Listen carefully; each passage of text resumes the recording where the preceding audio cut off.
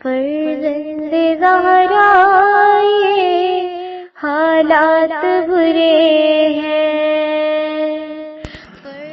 کاشانہ بصیرت ایک ایسا مکمل یوٹیوب چینل جس پر محروم بصارت کے لیے بالخصوص اور تمام افراد کے لیے بالعموم سینکڑوں کی تعداد میں اسلامی کتب دستیاب ہیں۔ لہذا گزارش ہے کہ آپ اپنی ذمہ داری نبھاتے ہوئے کاشانہ بصیرت کو سبسکرائب کرنے کے ساتھ ساتھ بیل آئیکن کو پریس کیجئے تاکہ آپ علم کے حصول کے ساتھ ساتھ مذہب اہل بیت کی اشاعت میں بھی اہم کردار ادا کرتے رہیں۔ کاشانہ بصیرت۔ فرزند زہرا یہ حالات برے ہیں۔ بسم اللہ الرحمن الرحیم۔ السلام علیکم۔ یہ کتاب آپ کے لیے کاشانہ بصیرت کی یوٹیوب چینل کی جانب سے ریکارڈ کی جا رہی ہے۔ نام کتاب سعادت الدارین فی مقتل الحسین، تالیف علامہ شیخ محمد حسین نجفی۔ اب ہم کتاب کا پارٹ نمبر 19 پڑھیں گے۔ 16واں باب، صفحہ نمبر 206۔ شہنشاہ مدینہ کی حرم خدا میں پناہ۔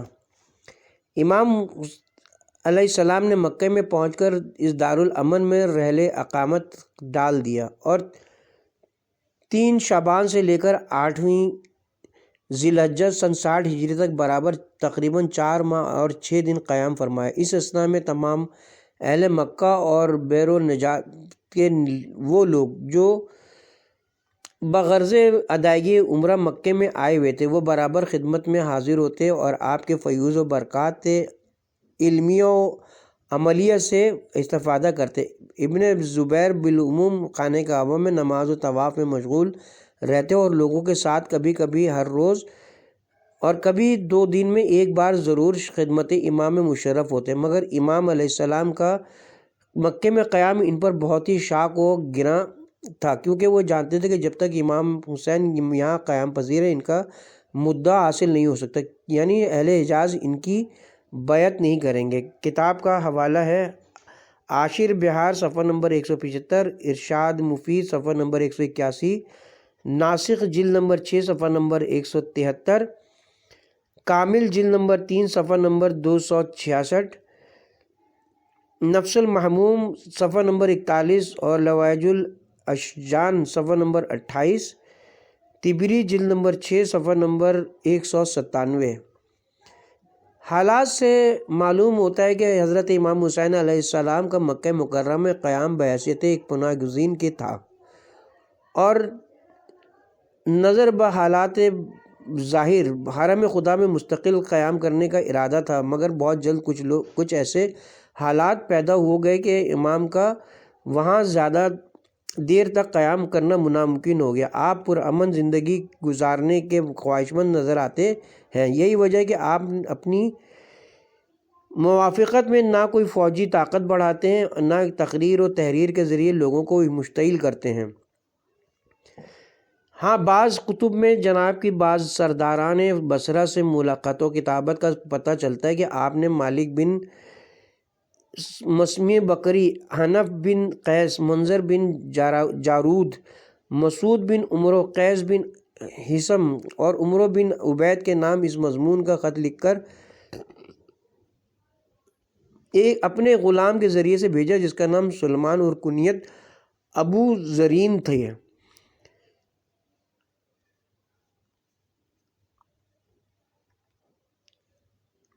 السلام علیکم ورحمۃ اللہ وبرکاتہ۔ خط کا مضمون ہے: السلام علیکم ورحمۃ اللہ وبرکاتہ۔ بعد از حمد و سلام، خدا وند عالم نے اپنی تمام مخلوقات میں سے حضرت محمد صلی اللہ علیہ وآلہ وسلم کو منتخب فرما کر منصب نبوت اور رسالت پر فائز فرمایا، اور جب حضرت تبلیغ رسالت اور نصیحت و ہدایت کے فریضے کو انجام دے چکے تو خدا نے ان کو اپنی بارگاہ کی طرف بلا لیا۔ ان کے بعد ہم خاندان نبوت ہی کے اہل اولیاء، اوصیاء اور وارث اور تمام لوگوں سے زیادہ ان کی مسند کے حقدار تھے، لیکن ہماری قوم قریش نے جب ہم پر زیادتی کی، ہمارے مقام پر اور لوگوں کو مسلط کر دیا، لیکن ہم نے یہ جانتے ہوئے بھی کہ ہم اس مسند پر قابض لوگوں سے زیادہ حقدار ہیں۔ محض افتراق و اختلاف کو پڑھنا پسند کرتے ہوئے کنج عافیت و تنہائی اختیار کیا، پس میں یہ خط دے کر اپنا قاصد تمہاری طرف بھیج رہا ہوں۔ میں تمہیں کتاب خدا اور سنت رسول کی طرف دعوت دیتا ہوں، کیونکہ آج سنت کو مارا اور بدعت کو زندہ کیا جا رہا ہے۔ اگر تم میری بات کو سنو گے تو میں تمہیں رشد و ہدایت کے راستے کی طرف رہنمائی کروں گا۔ والسلام۔ کتاب کا حوالہ ہے طبری جلد نمبر 6 صفحہ نمبر 208، نفس المحموم صفحہ نمبر 47۔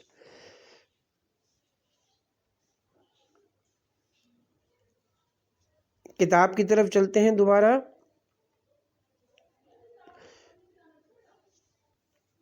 اس مکتوب گرامی سے ان لوگوں نے کیا اثر لیا، اس کا اندازہ اس سے ہوتا ہے کہ منظر بن جارود نے تو جناب کے قاصد کو ابن زیاد کے حوالے کر دیا اور اس ملعون نے اسے سولی پر لٹکا دیا۔ کتاب کا حوالہ یہاں پہ ہے کتاب طبری جلد نمبر 6 صفحہ نمبر 200، لحوف صفحہ نمبر 27۔ مخفی نہ رہے کہ عام مورخین کا خیال یہ ہے کہ منظر سے یہ حرکت محض اس خیال فاسد کے تحت سرزد ہوئی کہ یہ شخص کوئی جعلی خط نہ لایا اور مبادا یزید یا ابن زیاد نے ہمارا امتحان لینے کے لیے ایسا نہ کیا ہو۔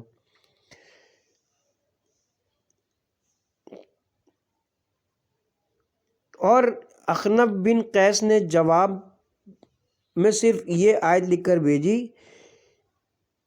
صبر کرو، خدا کا وعدہ برحق ہے اور تمہیں وہ لوگ جلد بازی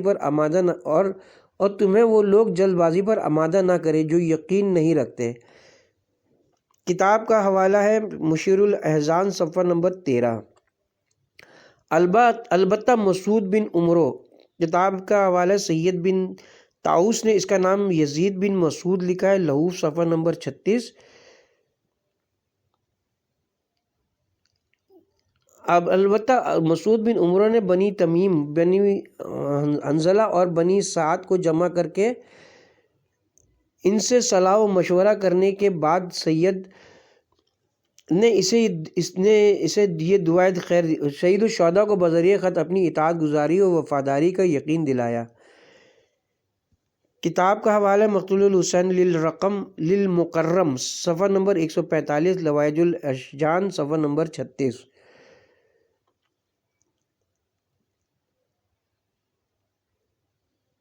اور جب اس کا خط جناب کو ملا تو پڑھ کر آپ نے اسے دعائے خیر دی۔ باقی 3 حضرات نے جواب دیا یا نہ دیا، یا اگر دیا تو کیا دیا، اس کے متعلق کچھ معلوم نہیں، مگر افسوس کہ مسعود بن عمرو بھی سید الشہداء کی حسب وعدہ نصرت نہ کر سکا، کیونکہ جب اس نے نصرت حسین کے لیے سفر کی تیاری کی تو اسے معلوم ہوا کہ سید الشہداء درجہ رفع شہادت پر فائز ہو چکے ہیں، چنانچہ اس نے اس سعادت سے محرومی پر بہت رنج و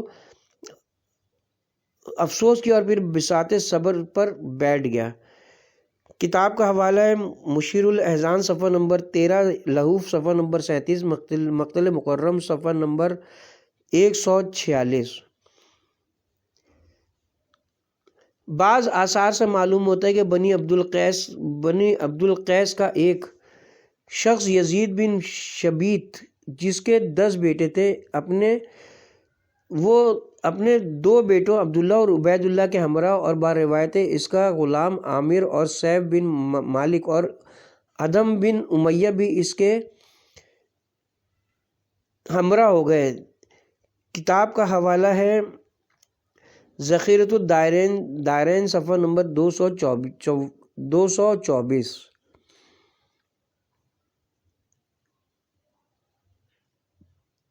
مکہ میں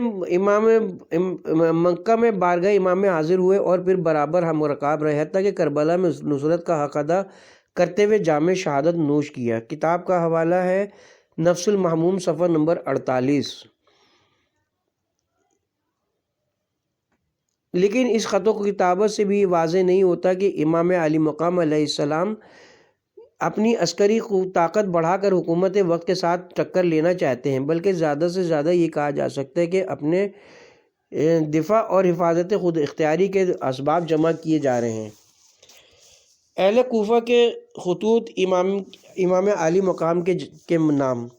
ظاہری حالات و اسباب کا سرسری نظر سے جائزہ لینے کے بعد یہ حقیقت ناقابل انکار معلوم ہوتی ہے کہ اہل کوفہ کے بیعت یزید سے انکار اور بیعت امام پر اصرار پر مشتمل بے شمار خطوط آنے سے پہلے امام علیہ السلام اپنی حفاظت چاہتے تھے اور گوشہ عافیت میں ایام زیست گزارنا چاہتے تھے، مگر اہل کوفہ کے خطوط نے اس دفاع کے حدود کو قدرے وسیع کر دیا، اس امید کے ماتحت کہ شاید اس طرح اپنے دفاع کے ساتھ ساتھ حق کا احیاء اور باطل کا استحصال بھی کر سکیں اور مسلمانوں کو ظالموں کے ظلم و جور سے نجات دلا سکیں۔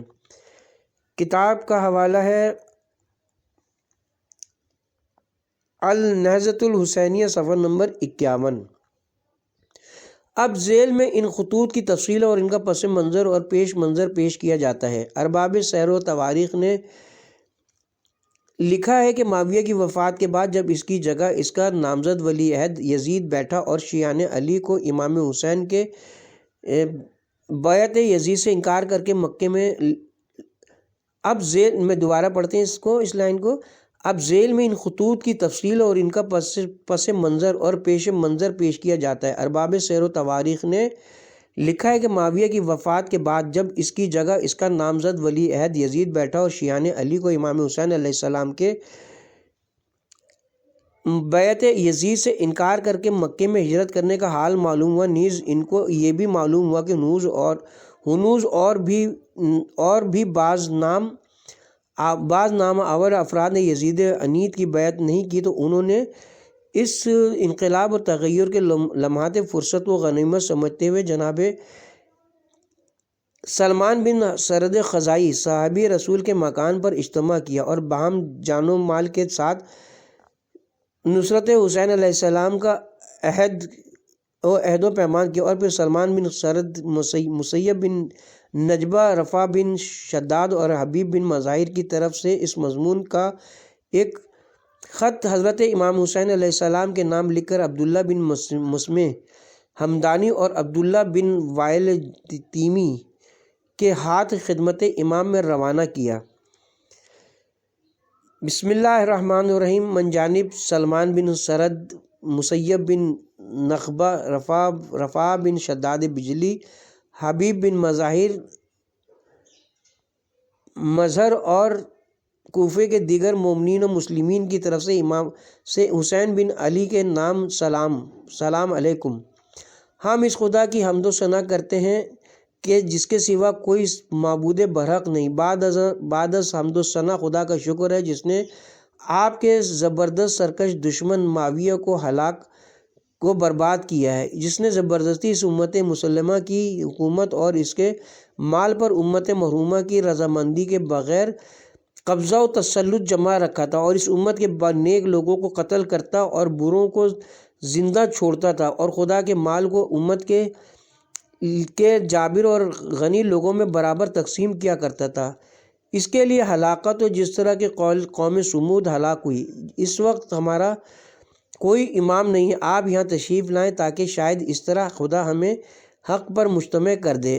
نعمان بن بشیر قصر العمارہ میں موجود ہے، مگر ہم نہ تو اس کے ساتھ جمعہ پڑھتے ہیں اور نہ عید، اور اگر پھر یہ اطلاع مل گئی کہ آپ ہماری استدعا پر تشریف لا رہے ہیں تو ہم اس کو قصر العمارہ سے نکال کر شام تک پہنچا دیں گے انشاءاللہ۔ کتاب کا حوالہ ہے ارشاد مفید صفحہ نمبر 82، عاشر بہار صفحہ نمبر 175، نفس المحموم صفحہ نمبر 41، کامل جلد نمبر 3 صفحہ نمبر 266 وغیرہ۔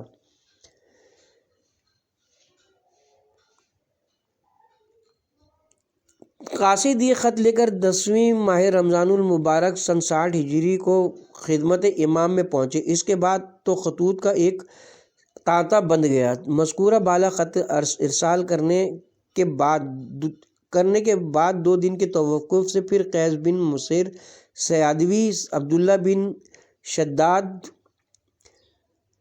دارجی اور امارہ بن عبداللہ سلولی کو خطوط دے کر روانہ کیا گیا۔ پھر 2 دن کے وقفے کے بعد ہانی بن ہانی سبئی اور سعید بن عبداللہ حنفی کو نہایت تاکیدی خطوط دے کر بھیجا گیا۔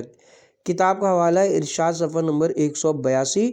ان خطوط کی تعداد ابن اسیر کتاب کا حوالہ ہے کامل تعداد صفحہ نمبر 266، تذکرۃ الخواص العامہ صفحہ نمبر 244۔ ان خطوط کی تعداد ابن اسیر اور سبت ابن جوزی نے 150 اور دینوری نے 2 خرجیاں۔ مشہور یہ کہ ان خطوط کی تعداد 12,000 تک پہنچ گئی تھی۔ کتاب کا حوالہ ہے الاخبار التوالی صفحہ نمبر 231، اور دوسرا حوالہ ہے مولوف صفحہ نمبر 29، عاشر بہار صفحہ نمبر 175، سطر آخر مقتل مکرم صفحہ نمبر 147، لوائج الاشجان سطر آخر۔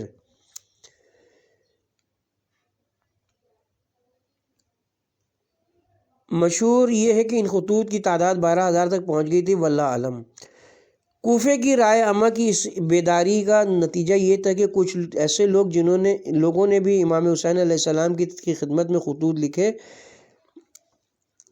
جو فی الحقیقت امام کے خیر خواہ نہ تھے بلکہ بنی امیہ کے ہوا خواہ تھے، جیسے شبز بن ربیع، حجار بن ابجر، یزید بن حارث، عمر بن الحجاج زبیدی وغیرہ۔ معلوم ہوتا ہے کہ انہوں نے محض اس خیال کے ماتحت خط لکھا تھا کہ وہ بھی آئندہ اپنے مستقبل کو سنوار لیں، چنانچہ ان کے خط کا لب و لہجہ بھی دوسرے خطوط سے جدا نظر آتا ہے۔ ان خطوط میں امام علیہ السلام کی خدمت اخلاص و عقیدت کے پھول نثار کیے گئے ہیں، ان سے رشد و ہدایت حاصل کرنے کی دلی خواہش ظاہر کی گئی ہے، مگر ان لوگوں کے خط میں مادی طاقت کی پیشکش کے ساتھ ساتھ دنیاوی حظوظ و لذات کی نمود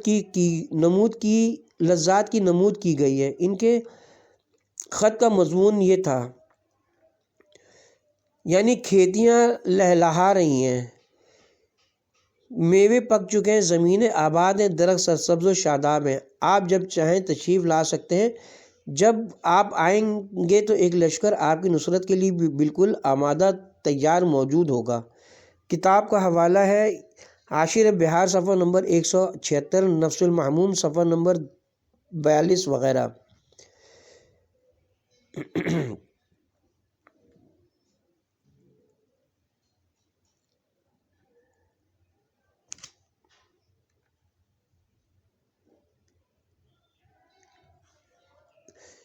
اس خط سے معلوم ہو جاتا ہے کہ یہ لوگ امام کے مزاج شناس اور ان کی افتاد طبع سے واقف نہیں ہیں، اور محض ہوا کے رخ پر چلنے والے اور چڑھتے ہوئے سورج کی پرستش کرنے والے ہیں۔ یہی وجہ تھی کہ یہ آخری خط لکھنے والے قریباً سبھی معرکہ کربلا میں فوج مخالف میں موجود تھے، لعنت اللہ علیہم اجمعین۔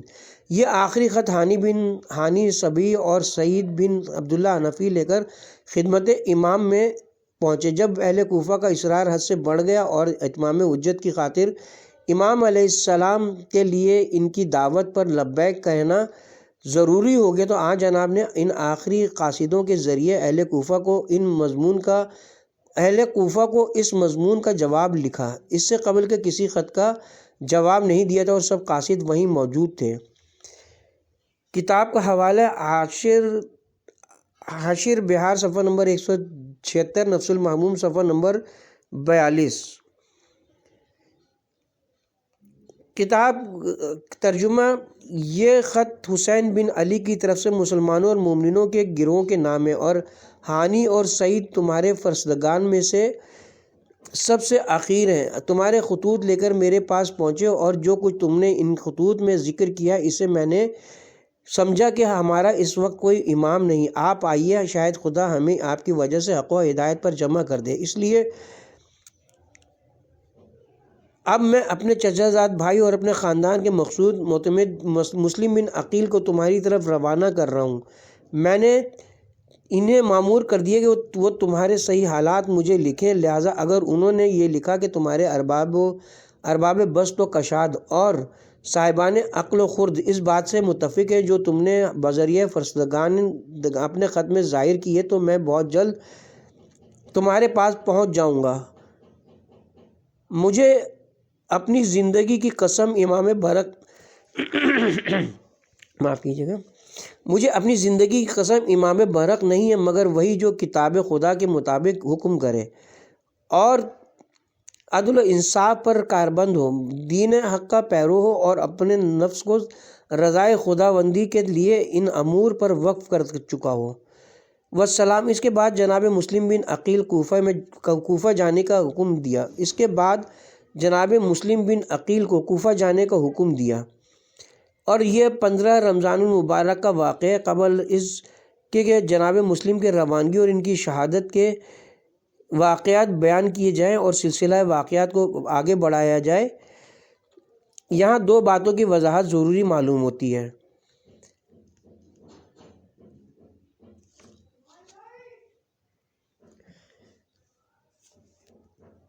صفحہ نمبر 212، 17واں باب نمبر 17۔ قاتلان حسین کا مذہب کیا تھا؟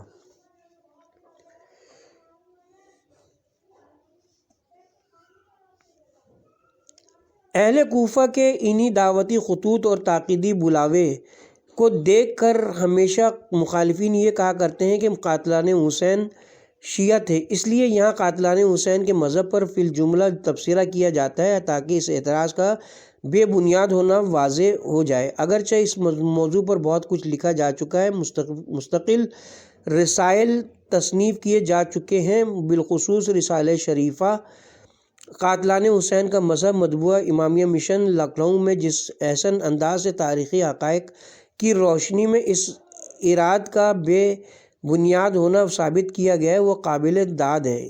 ہم ذیل میں اسی رسالہ شریفہ کے بعض اقتباسات پیش کرتے ہیں۔ کہنے کو قاتلان حسین مسلمان تھے، اور اسی بنا پر یہ سوال پیدا ہوتا ہے کہ وہ اسلام کے کس فرقے سے تعلق رکھتے ہیں، لیکن تاریخی واقعات اس حقیقت کو بالکل بے نقاب کر دیتے ہیں کہ در حقیقت وہ نام نہاد مسلمان اسلام سے دور کا بھی علاقہ نہ رکھتے تھے۔ مذہب ان کی نظر میں ایک خود ساختہ گھروندہ اور بے دینی ان کا دین و آئین تھی۔ وہ دنیاوی جاہ و ثروت کے آگے کسی دوسرے عالم اور اس عالم کی جزا و سزا کا خیال بھی ذہن میں نہ لاتے تھے۔ ذمہ داران شہادت حسین کا کفر و الحاد۔ قتل حسین کا اصل بانی یزید بن معاویہ تھا، جس نے کفر و الحاد اور لامذہبی میراث میں پائی تھی۔ ہم اس کتاب کے 11ویں باب میں یزید کا کفر اس کے مسلم ثبوت احوال و افعال کی روشنی میں ثابت کر چکے ہیں، اس لیے یہاں ان کے دہرانے کی ضرورت نہیں ہے۔ یزید کے بعد دوسرا شخص جسے قاتل حسین کا کہا جا سکتا ہے وہ پسر مرجانہ عبید اللہ ابن زیاد ہے، جو یزید کے ساتھ ایک جان و دو قالب کی حیثیت رکھتا تھا۔ اس شخص کا کفر و الحاد اور احکام رسول سے روگردانی تشت ازبام تھی، اور کوفے کے عام افراد بھی اس سے خوب واقف تھے۔ چنانچہ جناب ہانی بن عروہ نے ایک خاص موقع پر جناب مسلم بن عقیل سے کہا تھا، خدا کی قسم آپ یقین جانیے کہ اگر آپ اس کو قتل کر ڈالتے تو یہ کسی مسلمان کا قتل نہ ہوتا بلکہ ایک فاسق و فاجر اور کافر و غدار کا قتل ہوتا۔ بے شک مجھ کو یہ امر پسند نہ تھا کہ وہ میرے گھر میں قتل ہو۔ کتاب کا حوالہ ہے تبری جلد نمبر 6 صفحہ نمبر 204۔ تیسرا شخص جو قتل حسین کا براہ راست ذمہ دار کہا جا سکتا ہے وہ عمر بن سعد ہے۔ اس کے اسلام کی حقیقت ان اشعار سے ظاہر ہے جو اس نے اس موقع پر نظم کیے تھے کہ جب ابن زیاد نے اس کو قتل حسین پر مامور کیا ہے۔ خدا کی قسم میری سمجھ میں کچھ نہیں آتا اور میں حیران ہوں، کیا میں ملک رے کو ہاتھ سے جانے دوں، حالانکہ ملک رے کی مجھ کو مدت سے آرزو ہے یا حسین کو قتل کر کے گناہگار ہوں۔ یاد رہے کہ دنیا نقد و حاضر راحت کا نام ہے اور کوئی عاقل ہے جو نقد کو قرض کے عوض بیچ ڈالے۔ لوگ کہتے ہیں کہ خدا نے کوئی جنت خلق کی ہے اور آگ اور عذاب اور ہاتھوں کی ہتھکڑیاں۔ اچھا، تو اگر یہ لوگ سچے ہیں تو ان باتوں میں کو کہنے میں تو کوئی حرج نہیں، میں 2 ہی برس کے اندر ہی اس گناہ سے توبہ کر لوں گا۔ اور اگر یہ لوگ غلط کہتے ہیں اور جنت و دوزخ کی کوئی حقیقت نہیں تو پھر کیا ہے؟ پھر تو ہم ایک عظیم دنیا اور ایسے ملک کے حاصل کرنے میں کامیاب ہوئے جس کی نعمتیں باقی رہنے والی ہیں۔ کتاب کا حوالہ کامل ابن اسیر جلد نمبر 3 صفحہ نمبر 283۔ ان اشعار میں صریح طور پر عقیدہ معاد اور جنت و دوزخ کے وجود کا مذاق اڑایا گیا ہے۔ جب حکام اور روسیہ کا یہ عالم تھا تو دوسروں کا کیا پوچھنا، وہ تو انہی لوگوں کے اشارے پہ چلنے والے اور ان کے اعلی کار تھے۔ ان کو مسلمان کہنا اسلام کے دامن پر ایک بدنما دھبا لگانا ہے اور در حقیقت ان سے اسلام کو کوئی تعلق نہیں ہے۔ اس کے بعد اس سوال کا موقع ہی نہیں باقی رہتا کہ یہ لوگ سنی تھے یا شیعہ، اس لیے کہ سنی شیعہ کا افتراق اسلامی مشترکہ اصول و عقائد کو تسلیم کر لینے کے بعد پیدا ہوتا ہے، اور جب خود اسلام دامن کش نظر آتا ہو تو سنی شیعہ کی تفریق بے موقع ہے۔ جو کچھ اوپر حوالے قلم ہوا وہ اس ننگے انسانیت جماعت کے باطل عقائد کی بنا پر تھا جس کی پردہ دری تاریخ کے ہاتھوں نے کی۔ ہاں، ظاہری حیثیت سے یہ افراد مذہب اسلام کے حلقہ بگوش تھے اور ان کی لا مذہبی جس درجے پر بھی ہو اس پر اسمی اور رسمی مذہب کا ہلکا سا پردہ پڑا ہوا ضرور تھا، جس کی بنا پر یہ سوال پیدا ہو جاتا ہے کہ ان کا تعلق اسلام کے کس فرقے سے تھا۔ بلا خوف رد کہا جا سکتا ہے کہ قاتلان حسین سنی المذہب تھے۔ 2 ضروری تنقیح ہیں قبل اس کے کہ اس مطلب پر دیگر شواہد پیش کیے جائیں۔ بنیادی طور پر 2 تنقیحیں قائم کرنا ضروری ہیں۔ نمبر 1، امام حسین علیہ السلام کے قتل کی بنیاد کیا تھی؟ نمبر 2، جس بنیاد پر اس عظیم قتل کا ارتکاب کیا گیا اس کی جگہ کس فرقے کے اصول و تعلیمات میں نکالی جا سکتی ہے؟ اس کے ساتھ ہی ہم یہاں پہ کتاب کے پارٹ نمبر 19 کا اختتام کرتے ہیں، اور پارٹ نمبر 20 میں جو ضروری تنقیح ہیں 2 ضروری تنقیح ہیں اس کو تفصیلاً بیان کیا جائے گا۔